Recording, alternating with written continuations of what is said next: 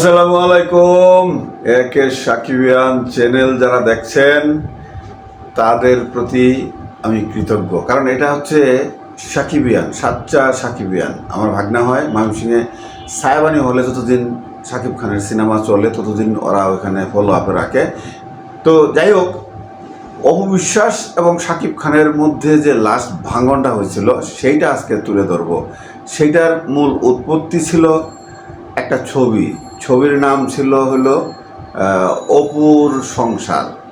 তো এখানে মানে যখনই কোনো ঘটনা ঘটে তখনই দেখবেন যে তৃতীয় পক্ষের মানে ইন্সপায়ারেশনে তৃতীয় পক্ষের হাত লাইগেই কিন্তু এটা হয়।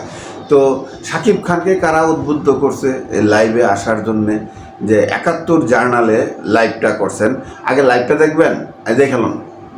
তাহলে আমি কেন ৯ বছর নিজেকে এইভাবে আড়াল করে রাখবো? আমি আমার বাচ্চাটাকে নিয়ে কেন দেশ বিদেশ ঘুরে বেড়াবো? আমি বাচ্চাটাকে কেন ঘরের মধ্যে একা আড়ালে ৬ মাস কিন্তু আমি আইনি মানে প্রক্রিয়াতে কখনো যেতে চাইনি, আমি এখনো যেতে চাই না। আমার কাছে মনে হয়েছে যেহেতু আমাদের বিয়েটা সঠিক সত্য, আমাদের সন্তানটা সঠিক সত্য, এবং আমার কাছে কিছু খবর আসছে যে সাকিবও বলছে তার সন্তানকে সে চায়, সে সন্তানকে কাছে রাখতে চায়। আমার কাছে এটাই খুব সিম্পল। আমি অ্যাকচুয়ালি চিন্তা করেছি, খুব সিম্পলি চিন্তা করে আমি আজকে নিউজে গেছি এবং সমস্ত সাংবাদিকদের সাথে আমি কথাবার্তা শেয়ার করেছি। অপু বিশ্বাস, অনেক ধন্যবাদ আপনাকে। আপনি আছেন আমাদের সাথে, আমরা এক্ষুনি বিরতি থেকে ফেরত আসছি। আশা করছি আপনাকে আমরা সাথে পাবো। বিরতি থেকে ফিরে আসছি। সাকিব, আপনার কাছে যেটি জানবার, আসলে আজকে সারাদিনই জানবার ছিল, সেটি হচ্ছে সমস্যাটি কোথায়, সেটি যদি আমাদেরকে বলেন। আসলে সমস্যাটি যে কোথায় আমি নিজেও জানি না। It's a big game. Apu Biswas নিজেও জানে। আজকে এফডিসিতে একটি নতুন ছবির এন্ট্রি হয়েছে অপুর সংসার নামে, যার নায়ক ছিলেন দুজন, যার প্রযোজক ছিলেন একজন। তো ইটস এ প্ল্যানিং গেম না? যেই মানুষটাকে আমি দুদিন আগে ১২ লক্ষ টাকা দিয়ে আসলাম, সেই মানুষটা একদিনের মধ্যে চেঞ্জ হয়ে গেল। নাইমুল ইসলাম খান জানতে চাচ্ছেন যে আপনি বা প্রকাশ করছিলেন না কেন, মানে এই স্ক্যান্ডালটা করার দরকার হলো কেন? সেটা অপুকে জিজ্ঞেস করেন। না, সেটি অপু বিশ্বাস হয়তো আগে থেকে বলবে, কিন্তু উনি বলছেন যে আপনি চাননি কখনো প্রকাশ করতে এই বিয়ের কথা। আজকে একটা অপু বিশ্বাসের নিজের মুখের ভাষ্য অনুযায়ী আজকে একটা ভাষ্য ছিল যে তার চটে যাওয়ার কারণ ছিল একটা, প্রথম আলো পত্রিকায় রংবাজ শিরোনামে একটা সিনেমার নায়িকা ছিল আরেকজন, সেখানে সে নায়িকা হইতে চেয়েছেন।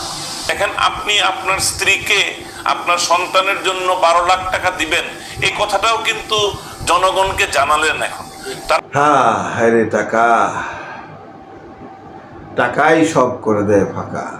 এখন কি বুঝলেন যে মূল